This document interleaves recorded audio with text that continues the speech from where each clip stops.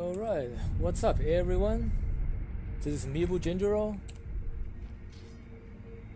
and I brought you another episode of Sekiro Shadow Die Twice Let's Play slash walkthrough on NG Plus, right? New Game Plus.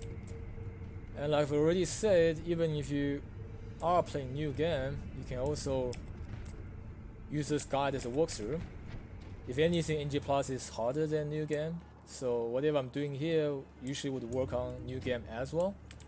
And furthermore, I'm gonna not be using any cheese, so I'm gonna cover as much of the hard mechanic as possible. So that will always help you to you know, as any part that you start with again. Alright, we've been through the area last episode and we killed the order. Just gonna quickly briefly go through them, get some free experience, and then we are up to the next area.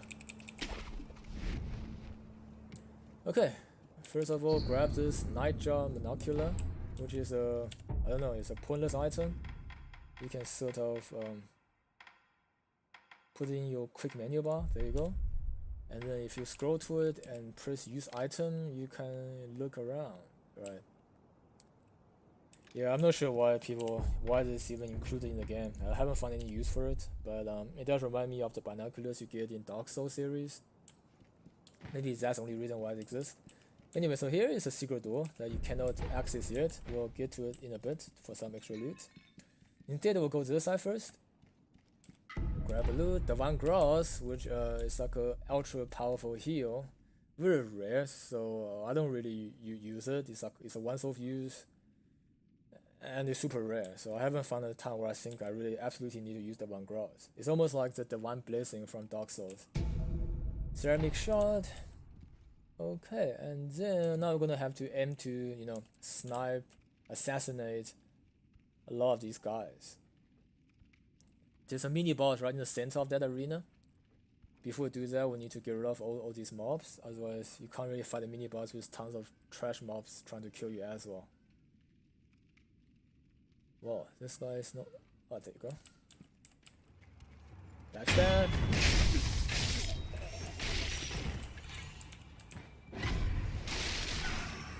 Okay, someone aggroed me, but it's okay.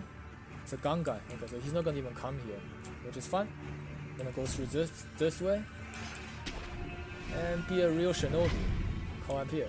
There might be a guy behind here. No, there's not. Okay, it's gonna drop down here to lose aggro. Also to grab an item here. The Divine Confetti. Now this is the item. It's like a consumable that it kind of put a buff on your weapon, so you can deal extra damage to apparitions. Apparition is like, you know, what Japanese call an omni, like a Japanese demon slash ghost kind of monster. If you don't use that, you kind of gonna struggle against these apparition type of enemies, right? And they're pretty interesting looking and scary. Here is a note.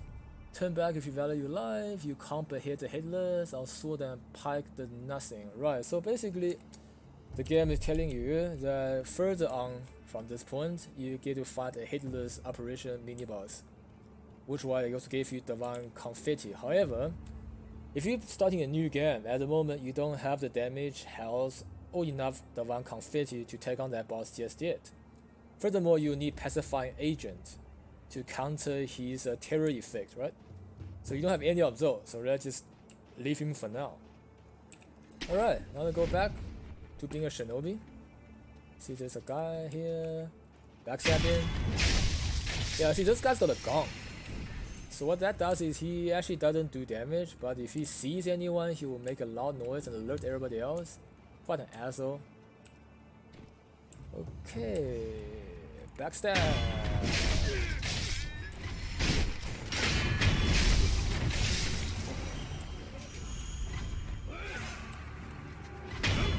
Okay, we just got in time for backstab.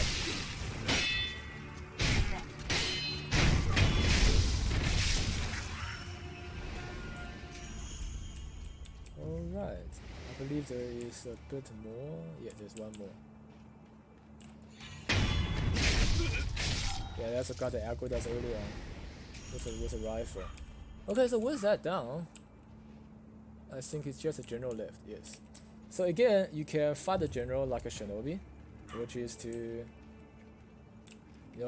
look at his patrolling pattern, jump behind him, do a backstab. Or you can fight him like a man if you want some challenge. He has 2 lives, so if you backstab him, you cut it down to 1. But if you fight him like a man, I don't know, you get bonus point for being a man. So this is how you backstab him.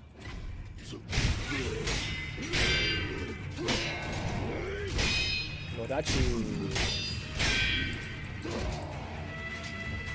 Oops, sorry, wrong move.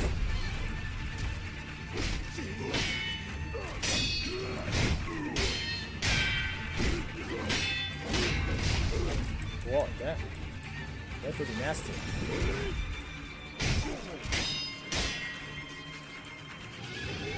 Nope, no recovery for you.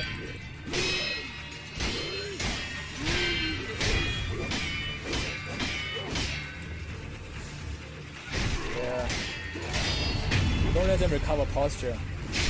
There's like some white blue smoke coming out, that's when they want to recover posture. Don't let him do that.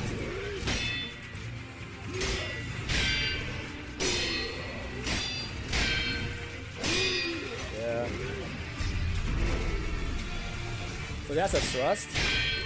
The previous boss, not the mini ogre, but the other one, can only sweep.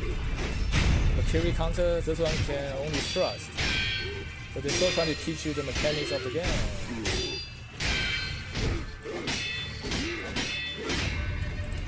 Okay, ball broken.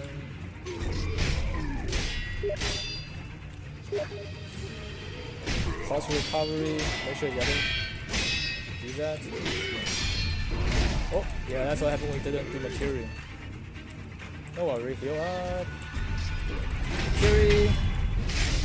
Backstab. Okay, this will be another prayer bead. Or pointers. If you already have a prayer bead. Okay, suck his gold out. Then, yeah, there's an item here. Red iron. Yeah, for those of you curious, the characters here is actually in Chinese, but I mean Japanese have Chinese characters because it's called kanji. What they say is, there's no disgrace of being alive, and one has the honor of this. Yeah, that's like a very crude translation. So basically, what it means is, the guy would rather die with honor than live with disgrace. It's a typical samurai code, right? Honorable death is better than being alive. Pretty extreme. And in fact, if you really think about it, the entire Japanese traditional culture is pretty extreme and pretty crazy. And it's about the only culture or race that actually value death over life. In fact, they will, they encourage people to embrace this. Furthermore, they invent a way to kill yourself gruesomely by the means of seppuku, right? Where you take a wakizashi, sitting down, and you cut your stomach open. Now the reason, people who don't know, right? The reason they actually die like that, because it's really, really painful, right? They choose to die like that because it's painful. So so in doing so, they're showing they have guts. They have bravery, endurance, and everything else, right? They are real men. Only real men can cut their own stomach open, right? Medically, stomach is not a very fatal place, right? If you get your stomach cut open, it takes a long time before you die. However, on the other hand, it's one of the most painful places to get cut. So the whole point of seppuku is to self-inflict massive pain, which takes a long time, 20 minutes to 40 minutes, maybe an hour to actually die, as a ritual or a ceremony to show how much of a man the samurai is. Now just think about it, right? A culture or a race that promotes this kind of behavior, it's pretty insane. I mean, I do like Japanese culture, and I admire a lot of things they do. But if you really think about it, they're pretty crazy and pretty cold-blooded. And extreme, right? Which is why they could invade the way they did. Okay, this lizard If you don't watch out, they can poison you. Other than that, they're quite easy. And if you jump up, you can drop a disc blow on them very easily. Nothing to sweat over. But yeah, so that's what we're saying. So the behavior of the samurai code, the whole thing about seppuku, and the overall, their overall ideology towards this, an honorable this, kind of make you understand why they were able to invade China, invade Korea, almost take over majority of Asia, when they are such a small country to begin with, and they have the guts to do Pearl Harbor, to take on America. They're really a bunch of crazy ass people. I don't think what they do was nice. They committed war crime, atrocities, killed a lot of countless lives. That's not good. But on the other hand, I also do admire their spirit.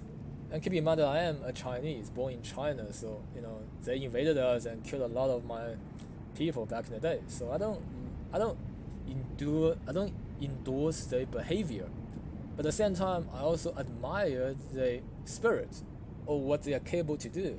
I mean, they don't do it for a good cause, but the spirit that drove them to do such thing is quite admirable. Especially as a martial artist myself, you have to respect the warrior's mind, the warrior spirit, right? Without it, you can't grow.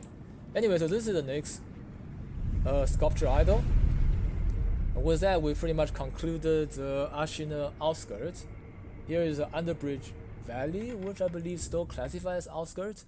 But from here onwards, we are pretty much going to move toward Ashina Castle. And this will wrap up this episode of my Sekiro Shadow Die Twice New Game Plus Let's Play / walkthrough. Hope you guys enjoyed it.